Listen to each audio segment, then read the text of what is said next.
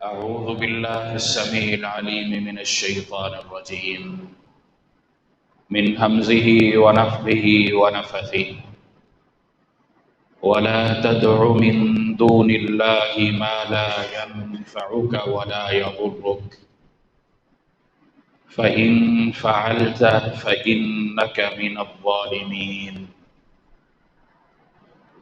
وإن يمسسك الله بضر فلا كاشف له إلا هو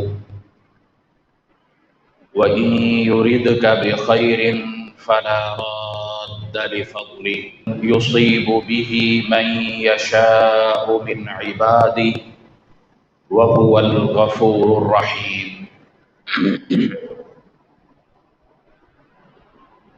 اللهم صل على محمد وعلى آل محمد كما صليت على إبراهيم وعلى آل إبراهيم إنك حميد مجيد اللهم بارك على محمد وعلى آل محمد كما باركت على إبراهيم وعلى آل إبراهيم إنك حميد مجيد رب اشرح لي صدري ويسر لي أمري واحلل عقدة من لساني يفقه قولي رب زدني علما اللهم رب زدنا علما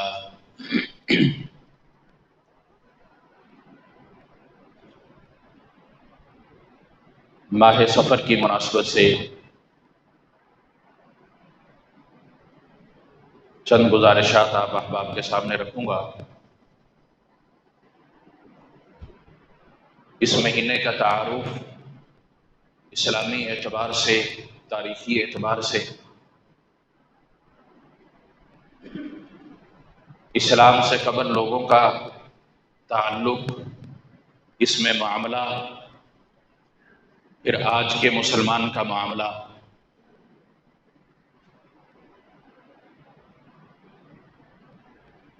اگرچہ محرم الحرام کی مناسبت سے ہمارے موضوع بھی پورے نہیں ہوئے،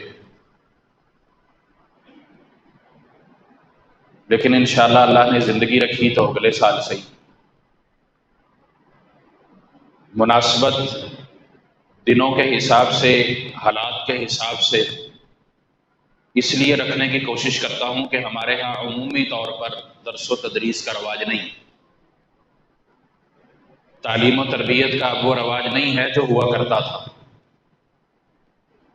جیسا کہ امام مالک رحمہ اللہ کے بارے میں ہے کہ رمضان المبارک میں وہ درس حدیث روک دیتے تلاوت قرآن کے لیے، اس کا مطلب یہ کہ ان کا درس حدیث ہی اتنا زیادہ ہوا کرتا تھا،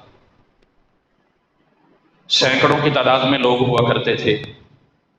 تو اب وہ ماحول نہیں ہے، اس لیے کوشش ہوتی ہے کہ حالات اسلامی اعتبار سے اور معاشرتی اعتبار سے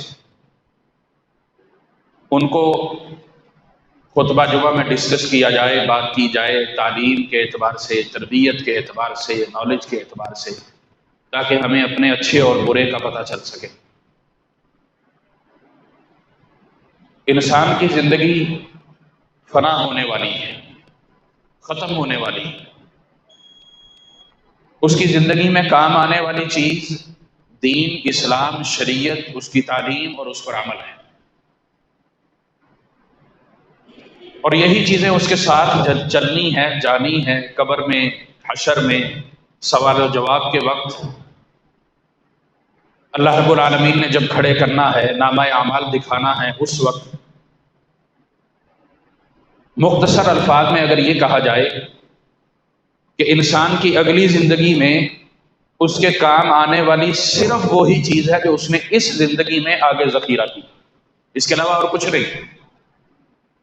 اللہ رب العالمین جج ہوگا، بندہ اپنا وکیل خود ہوگا، کسی کو ہائر نہیں کر سکے گا، کسی کی مدد نہیں لے سکے گا، یہ اللہ کا نظام ہے اور اللہ نے ہمیں بتا دیا۔ تو اس حوالے سے، اس مناسبت سے ہمیں تیاری کرنی چاہیے۔ اللہ رب العالمین نے زندگی دی تو محرم الحرام کی مناسبت سے بڑی اہم بات، ایک ٹاپک ہے، میں بتا دیتا ہوں، اگر آپ کا شوق اور رغبت ہو تو آپ خود بھی مطالعہ کیجئے گا۔ اہل بیت کے حوالے سے چند باتیں ہوئی تھیں۔ یہی اہل بیت جب آگے جاتا ہے، تابعین کے دور میں آتا ہے، تو آج لوگ جن کو گالیاں دیتے ہیں ان کے ساتھ، یعنی میری مراد بنو امیہ، اہل بیت کی بنو امیہ کے ساتھ رشتہ داریاں، تعلق داریاں، یہ قابل مطالعہ موضوع ہے۔ میں یہ بیان کرنا چاہتا تھا لیکن ابھی ہمارا وقت ختم ہو گیا۔ انشاءاللہ اللہ رب العالمین نے زندگی دی تو اس کو بیان کروں گا۔ ماہ صفر ہم شروع کر چکے ہیں۔ اس کی مناسبت سے، اس کے حوالے سے بہت ساری چیزیں معاشرے میں رائج ہیں۔ یہ سفر ہے کیا؟ مختلف مورخین نے، مورخ اہل اللغہ نے اس کا معنی کیا ہے، اس کی تاریخ بتلائی۔ اللہ رب العالمین نے جو حرمت والے مہینے بنائے تھے ان میں ہم بخوبی جانتے ہیں کہ محرم الحرام تھا، اس کے بعد سفر آیا۔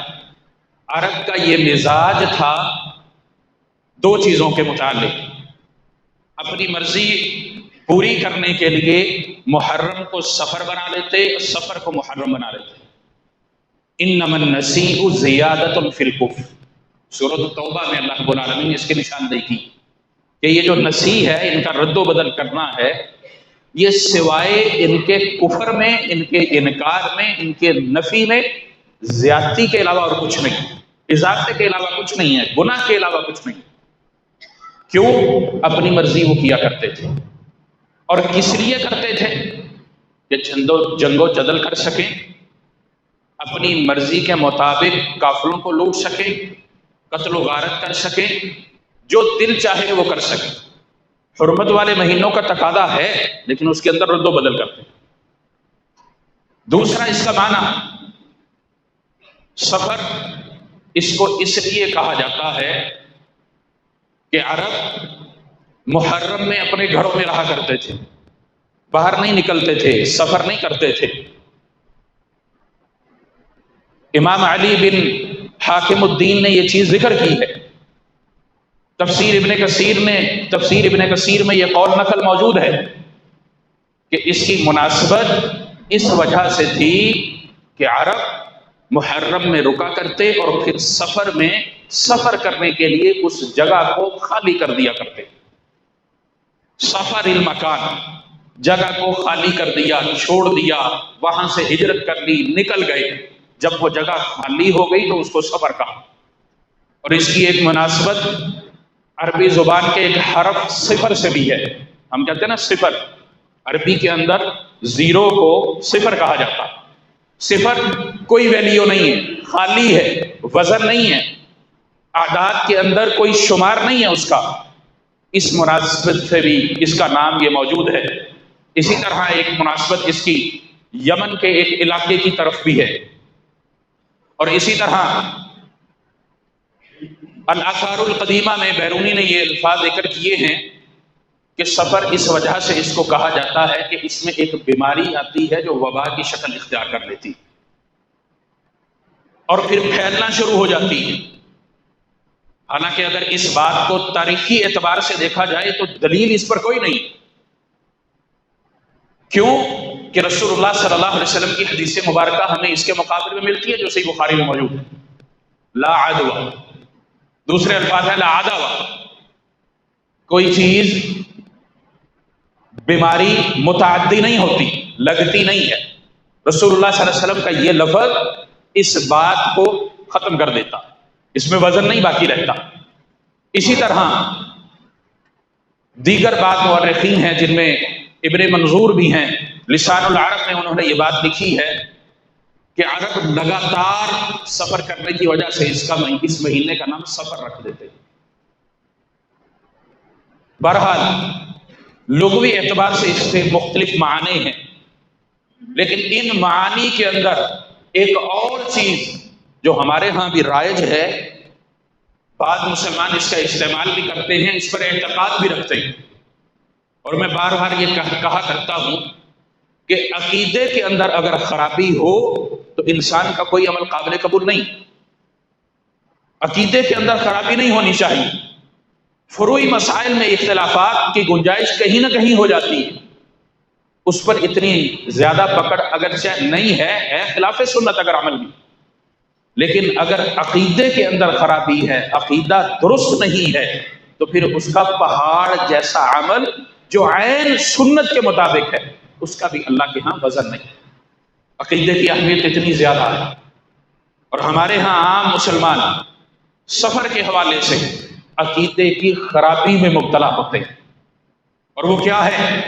ایک گروہ کہتا ہے سفر منحوس ہے، اس کے اندر نحوستیں آتی ہیں، بدشگونی ہے، بیماری پھیلتی ہے، اس کے پہلے دل وہ نحوست والے ہیں، اس کی آخری بدھ نحوست والی ہے۔ مختلف اقوال ہیں جو مسلمانوں میں رائج ہیں۔ یہ قریش قبل کی بات، اسلام سے قبل کی بات نہیں کر رہا، اسلام کے آنے کی بات کر رہا ہوں۔ اور اسی طرح دوسرا گروہ کہتا ہے سفر المظفر، ایک کہتا ہے کہ سفر نحوست والا، دوسرا کہتا ہے نہیں سفر برکتوں والا۔ کتاب و سنت کے تحت یہ دونوں چیزیں ہی، دونوں باتیں ہی درست نہیں۔ سفر اللہ کے مہینوں میں سے مہینہ ہے، اسلامی تاریخ کے اعتبار سے اگر اس کی بات کی جائے، سن ہجری کے اعتبار سے اس کی بات کی جائے تو اس کی ترتیب محرم کے بعد رکھی گئی ہے، یعنی کہ اسلامی اعتبار سے اسلامی سال سے اس کا دوسرا مہینہ۔ عام دنوں کی طرح دن ہے، حرمت والے اللہ رب العالمین نے نہیں بنائے، اور اگر اللہ رب العالمین نے یہ تعلیمات مسلمان کو، انسان کو نہیں دی تو پھر انسان اپنی طرف سے اگر کوئی چیز بنائے اور اس کو شریعت کہے تو پھر اس کا کیا وزن ہوگا؟ اگر میں یہ بات کہوں کہ انسان اپنی طرف سے شریعت اگر بناتا ہے، یا کوئی چیز، کوئی بات، کوئی قول، کوئی کام گھڑ کر شریعت میں داخل کرتا ہے، اس کو دین سمجھتا ہے، تو گویا کہ نعوذ باللہ من ذالک اللہ پر تہمت لگاتا ہے اور محمد رسول اللہ صلی اللہ علیہ وسلم پر تہمت لگاتا ہے کہ یہ تو چیز دین ہے، اللہ نے بتائی نہیں، اللہ نے اتاری نہیں، محمد رسول اللہ نے سکھلائی نہیں، میں اس کو آج دین میں داخل کر رہا ہوں، اب دین مکمل۔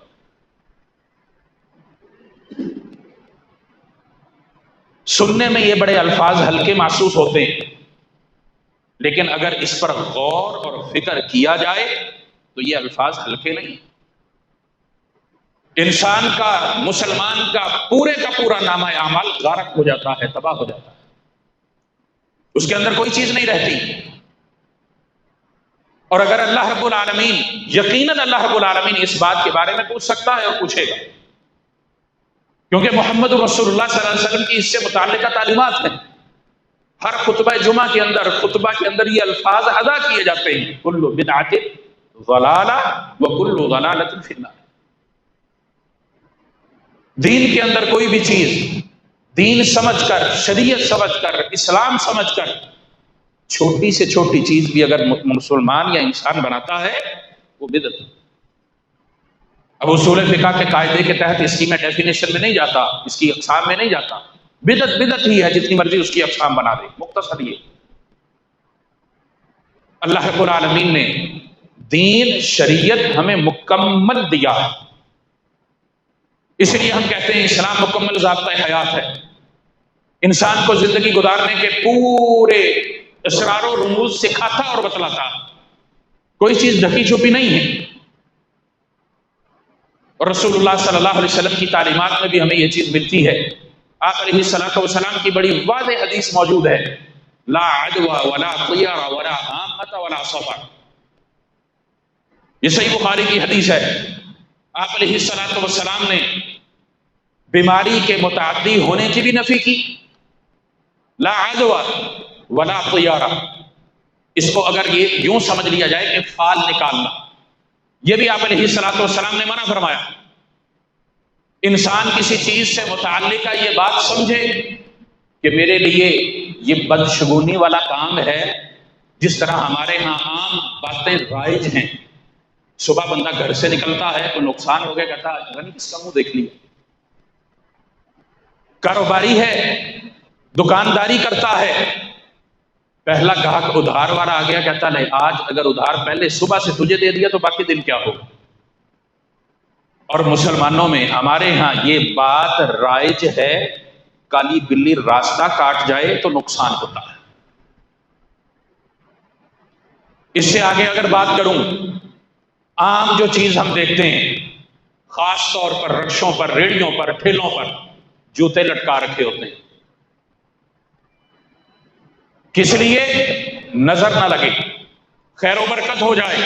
اگر یہ گھسا پیٹا جوتا خیر و برکت دینے والا ہے یا نظر بد سے محفوظ کرنے والا تو بھائی اپنے گلے میں ڈال لے تو اس سے زیادہ خوبصورت. تیری تخلیق اللہ نے اس سے زیادہ اچھی کی ہے. بڑا خوبصورت مکان اور گھر بناتے ہیں، بہت زیادہ پیسہ لگا دیتے ہیں اور اس کے بعد اس کے اوپر ہنڈیا رکھ دیتے ہیں. یہ ساری کی ساری چیزیں مسلمانوں میں، آج کے مسلمان میں رائج ہیں. اور رسول اللہ صلی اللہ علیہ وسلم نے فرمایا وَلَا طَيَارَ، یہ بدشگونی اور بدفعلی صرف ستاروں سے نہیں ہے، ان چیزوں سے بھی. آپ علیہ الصلوۃ والسلام نے سختی سے منع کیا. اور اللہ رب العالمین نے یہ سورۃ یونس کی آیات میں نے آپ کے سامنے رکھی، سورۃ الاعراف میں بھی اور اسی طرح سورۃ زمر میں بھی اللہ رب العالمین نے یہ چیزیں ارشاد فرمائی. وَلَا تَدْعُ مِن دُونِ اللَّهِ مَا لَا يَنفَعُكَ وَلَا يَضُرُّكَ. اور اللہ کے سوا جس کو تو پکارتا ہے نہ تجھے نفع دے سکتا ہے نہ نقصان دے سکتا. اور یہ مسئلہ عقیدے کا مسئلہ ہے. انسان کا عقیدہ درست ہے تو عمل درست ہے، ورنہ سب کچھ خراب. اس کی جتنی بھی حلال کی کمائی ہے، اس نے انویسٹ جہاں بھی کی ہے حلال کے کام میں کی ہے، اس سے نفع حاصل کرنا چاہتا ہے، کاروبار اور تجارت چاہتا ہے، لیکن اس کا عقیدہ یہ ہے کہ یہ چیزیں میں کروں گا تو پھر ان سے میں محفوظ رہ سکوں گا. اس کا گمان یہ ہے، معاشرے کو دیکھتے ہوئے، لوگوں کو دیکھتے ہوئے اگر وہ ان چیزوں کا مرتکب ہوتا ہے تو پھر وَلَا تَدْعُ مِن دُونِ اللَّهِ مَا لَا يَنفَعُكَ وَلَا يَضُرُّكَ فَإِن فَعَلْتَ فَإِنَّكَ كُنتَ مِنَ الظَّالِمِينَ. اگر تو نے یہ کیا، اور اللہ رب العالمین محمد رسول اللہ صلی اللہ علیہ وسلم کو مخاطب ہے، آپ علیہ الصلوۃ والسلام پر اللہ نے جو وحی نازل کی ہے اس میں پہلے مخاطب محمد رسول اللہ صلی اللہ علیہ وسلم، اللہ کے محبوب ہیں. اللہ رب العالمین نے معصوم عن الخطا بنایا ہے، لیکن اس کے باوجود تنبیہ ایسی سخت ہے کہ اللہ رب العالمین نے محمد رسول اللہ صلی اللہ علیہ وسلم کی بات کہہ دی فَإِن فَعَلْتَ فَإِنَّكَ مِنَ الظَّالِمِينَ. اگر آپ نے یہ عمل کیا، یہ فعل کیا، اس کے مرتکب ہوئے تو آپ بھی ظالمین. اور اللہ رب العالمین نے وحی کا جو نزول کیا ہے وہ امت مسلمہ کی رہنمائی اور ہدایت کے لیے کیا ہے، نور کے لیے. فیصلہ ہم نے کرنا ہے، ہمارا گمان کیا ہے، عقیدہ کیا ہے. محمد رسول اللہ صلی اللہ علیہ وسلم کی اس تعلیم پر جو اللہ رب العالمین کے احکامات ہیں وہ کیا کہتے ہیں. اور اللہ رب العالمین نے بڑی وضاحت کے ساتھ یہ تعلیمات دی ہیں. اگر مکی صورتوں کا مطالعہ کیا جائے تو ان کے موضوعات میں سب سے بڑا موضوع عقیدہ توحید ہے، سب سے بڑا موضوع. اور جہاں ایمان والوں کو بھی اللہ رب العالمین نے مخاطب کیا ہے وہاں پر بھی اللہ رب العالمین نے عقیدہ توحید ساتھ بیان کیا.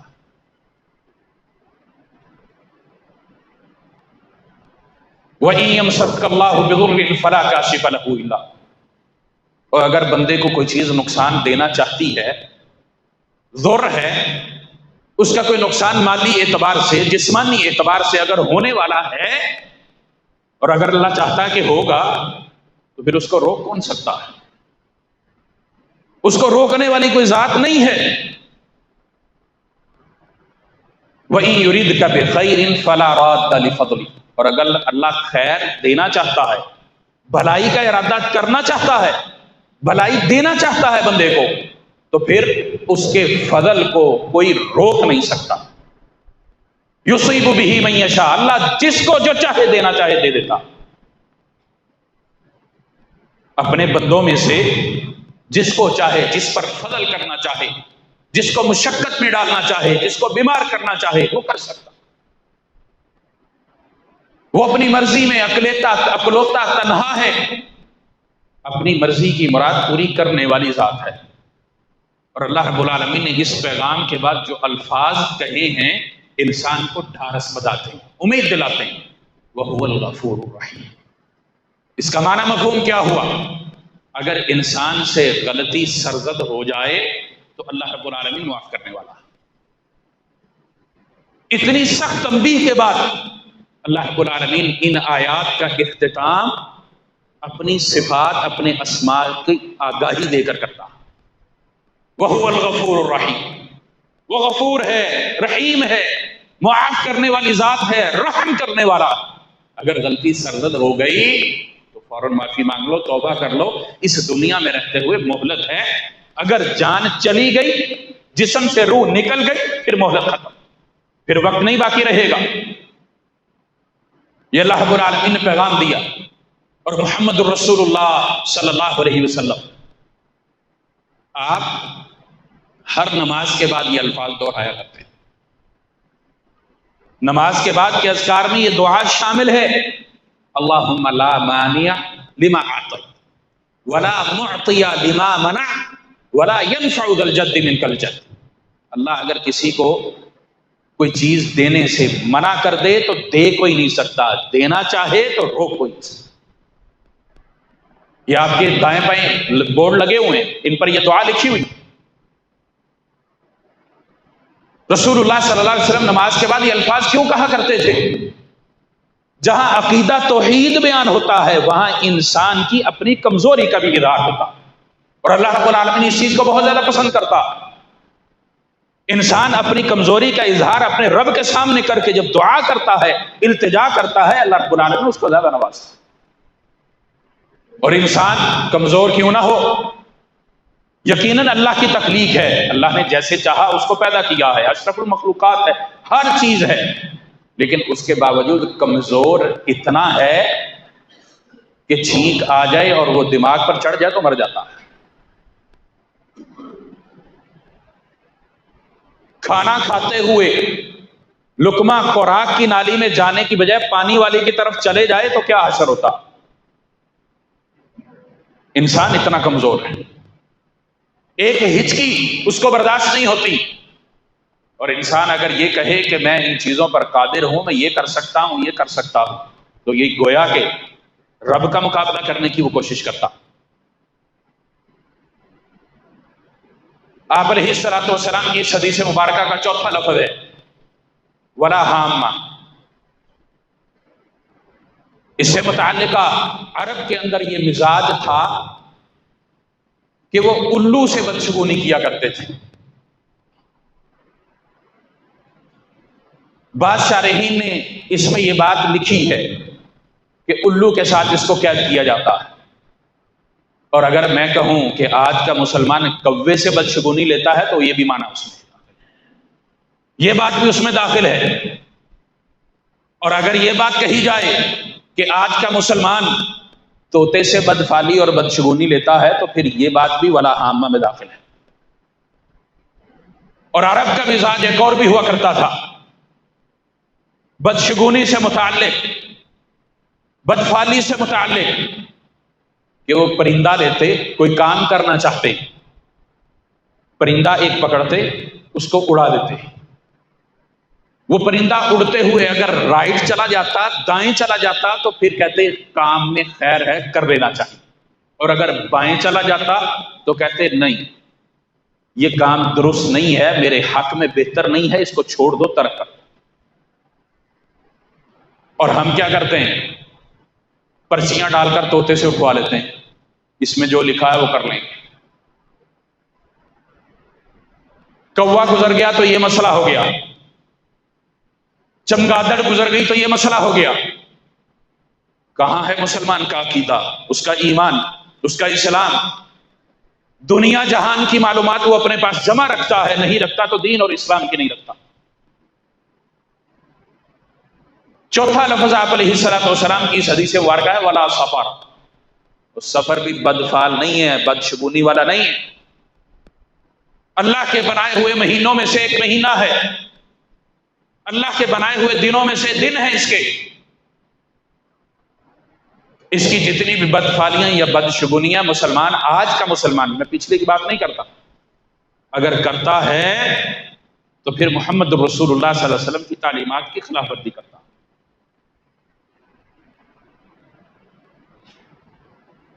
اور اس کی چند قسمیں جو ہمارے ہاں رائج ہیں، بڑا اہتمام کرتے ہیں ہم اس کے پہلے 13 دن کا۔ کوئی کہتا ہے جی سیدنا حسن کی وفات ہوئی، کوئی کہتا ہے جی ابھی محرم گزرا ہے، کوئی کہتا ہے اس میں شادی نہیں کرنی، کوئی کہتا ہے اس کے پہلے 13 دن بڑی نحوست والے ہیں، کوئی کہتا ہے اس کی آخری بدھ بڑی نحوست والی دن، اس دن مخصوص قسم کی عبادات کی جاتی ہیں، مغرب اور عشاء کے درمیان مجالس قائم کی جاتی ہیں۔ قرآن مجید میں اللہ رب العالمین نے جو سلام والی آیات نازل کی ہیں، سلام علی نوح فی العالمین، سلام علی ابراہیم، یہ آیات لکھ کر لوگوں کو دیتے ہیں، تحفہ دیتے ہیں، پانی میں گھول کر پیتے ہیں کہ ہم سلامتی والے رہیں، کیونکہ یہ 13 دن منحوس ہے، یہ بدھ منحوس ہے۔ یہ جتنے بھی اعتقادات مسلمانوں میں رائج ہیں، پکوان بنانے کے حساب سے ہوں یا اپنے ان معاملات کی وجہ سے ہوں، یہ سارے کے سارے ولا صفا، ان کی کوئی حیثیت اور ویلیو نہیں۔ محمد رسول اللہ صلی اللہ علیہ وسلم کی تعلیمات واضح ہیں۔ اور اسی طرح اگر آخری بدھ کی تاریخ کو کھنگال کر بات کی جائے تو بڑی خطرناک بات سامنے آتی ہے۔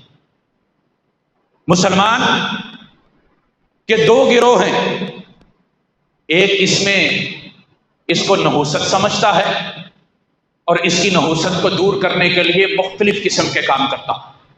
کوئی نماز پڑھتا ہے، اس کے اندر 360 مرتبہ یہ تلاوت کرنا ہے، یہ پڑھنا ہے، یہ پڑھنا ہے، یہ پڑھنا ہے، اپنی طرف سے من گھڑت عبادات، کتاب اور سنت سے جس کا سرے سے تعلق نہیں۔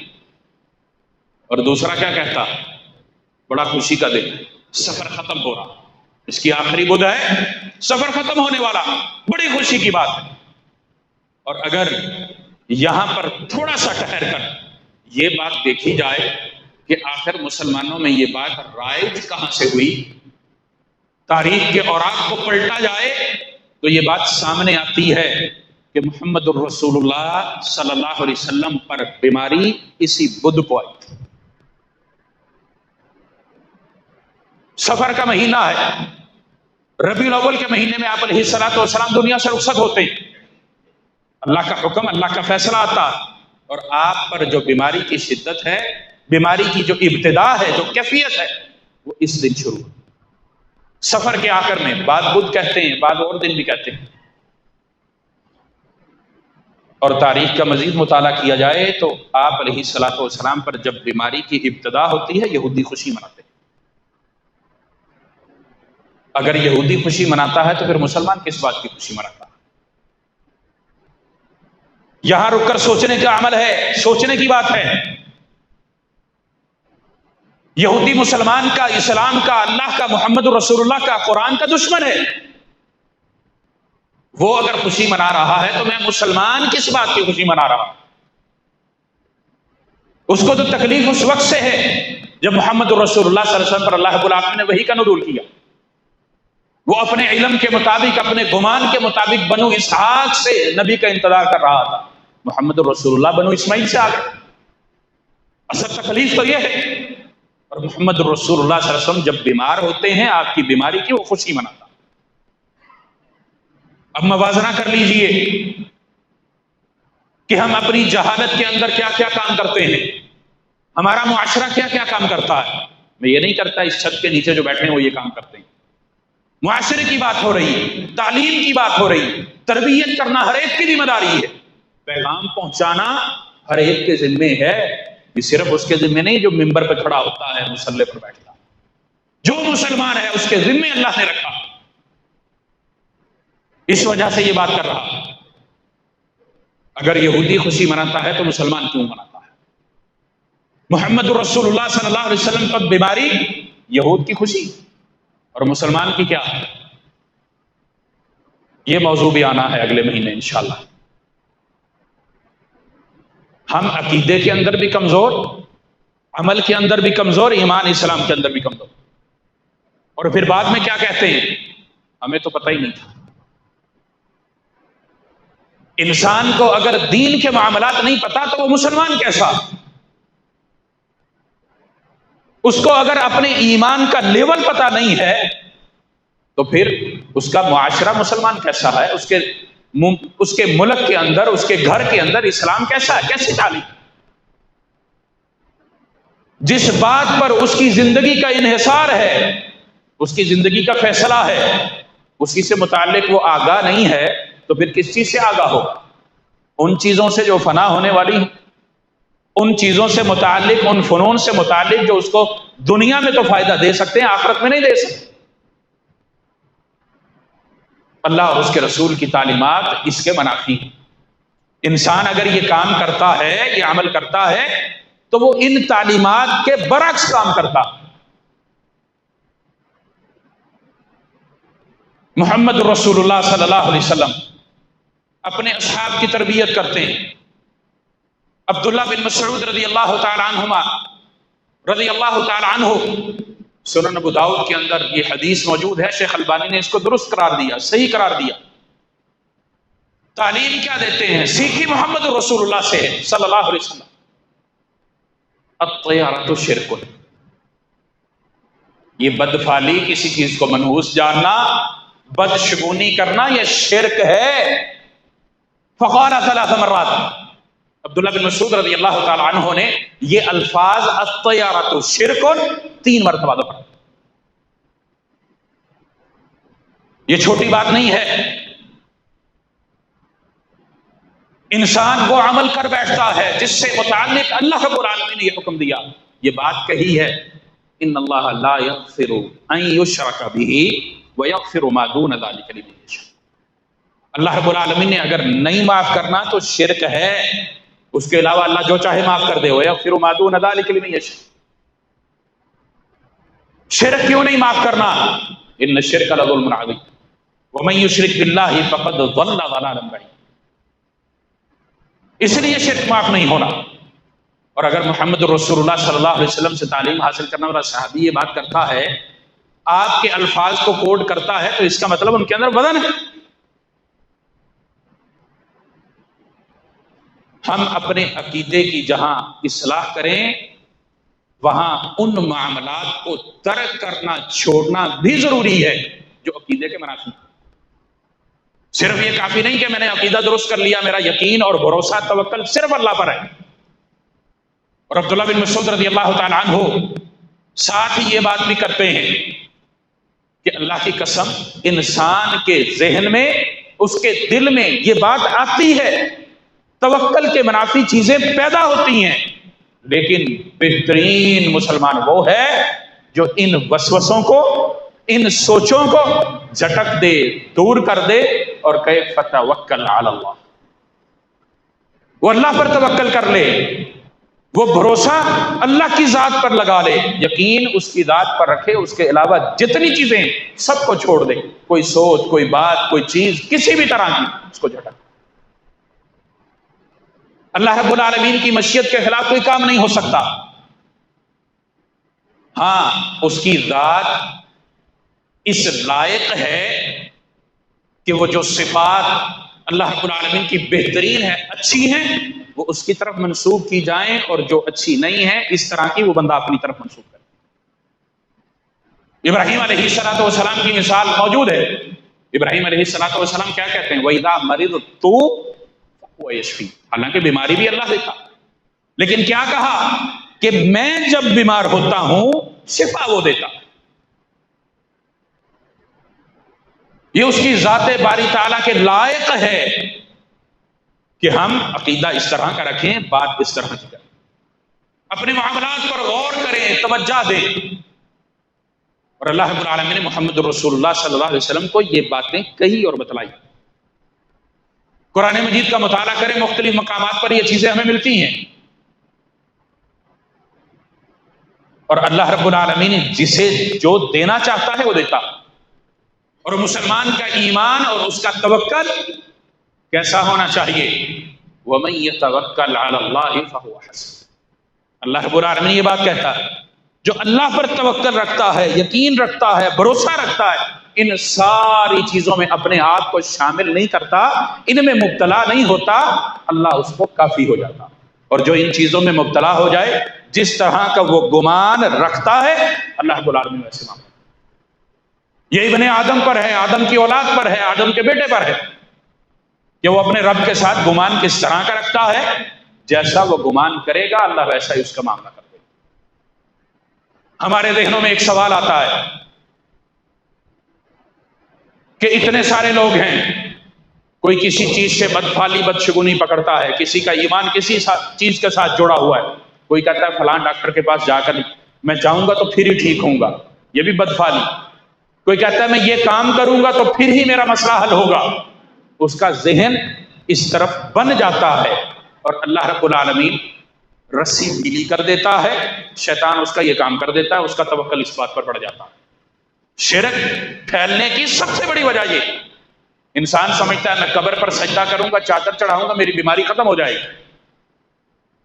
انسان کے ساتھ شیطان ہے، اس کے معاملات کے اندر اتنا دخل اندازی کرتا ہے کہ جیسا کہ جسم میں خون دوڑ رہا ہے، وہ اس کا یہ مسئلہ حل کر دیتا ہے، اس کا توکل قبر سے لگ جاتا ہے، اس کا توکل ہنڈیا سے لگ جاتا ہے، لٹکی ہوئی جوتی سے لگ جاتا، وہ بھروسہ اس پر کرنا شروع کر دیتا۔ یہ اصل تعلیمات نہیں ہیں۔ اپنے آپ کو ان چیزوں سے نکالنا ضروری ہے اگر ہم اللہ کی ناراضگی سے بچنا چاہتے ہیں۔ اور اللہ کی ناراضگی کی اگر بات کی جائے، چھوڑی سی بات کرتا ہوں اس حوالے سے، کیونکہ اس کے بعد اگلا جمعہ آ جائے گا، 14 اگست گزر جائے گا، اور اللہ رب العالمین نے اگر ہمیں اس نعمت سے بھی نوازا ہے تو اس کا شکر ادا کرنے کا طریقہ ہمیں سیکھنا چاہیے۔ اللہ کی نعمت ہے، اس نعمت کا اظہار کس طرح ہم کرتے ہیں اور کرنا کس طرح چاہیے۔ اور اللہ نے جو نعمت دی ہے اس کے تقاضے کیا یہ تھے؟ اللہ سے یہ وعدہ کیا تھا ہمارے آباء و اجداد نے، اس پر غور و فکر کر لینا چاہیے۔ ہم اپنی ہر چیز کو خود صحیح کر سکتے ہیں، اب نبی نے نہیں آنا، کوئی لاٹھی اللہ نے نہیں اتارنی، کوئی زور زبردستی نہیں ہونی، لیکن اللہ نے جو حساب لینا ہے وہ بڑا سخت اور زور زبردستی والا ہے۔ ان بطش ربک لشدید، یہ اللہ کا وعدہ ہے، اللہ نے بتا دیا۔ انسان اگر چاہے اپنے ایمان، اپنے اسلام کا تحفظ کرنا چاہے، اپنے معاملات کو، اپنے اعمال کو درست کر سکتا ہے، اپنے نامہ اعمال کو دائیں ہاتھ پر آج بنا سکتا ہے، اور اگر نہ چاہے، نہ اس پر غور کرے، نہ فکر کرے، نہ توجہ دے، تو پھر زندگی تو گزر ہی جانی ہے، حساب کے دن اس کو کھڑے ہونا ہے، لیکن اس دن پچھتانے کے علاوہ اور کچھ نہیں ہوگا۔ اللہ رب العالمین ہمیں محفوظ فرمائے۔ اقول ما تسمعون وآخر دعوانا الحمد للہ۔